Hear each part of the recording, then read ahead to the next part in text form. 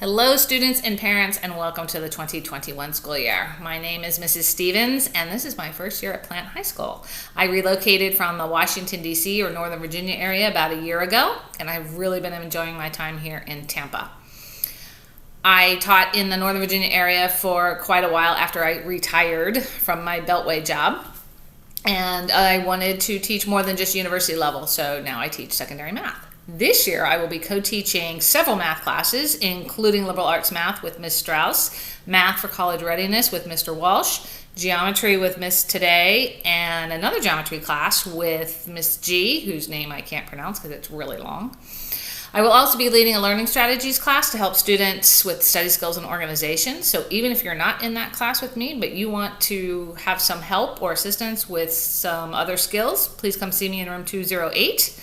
I will also be teaching my own geometry class in room 208 during second period, and I'm so looking forward to meeting those students. As we all know, we will be communicating versus the Canvas platform this year. Feel free to reach out to me via that platform anytime. I am quite technology proficient and very comfortable with e-learning platforms due to a lot of prior experience.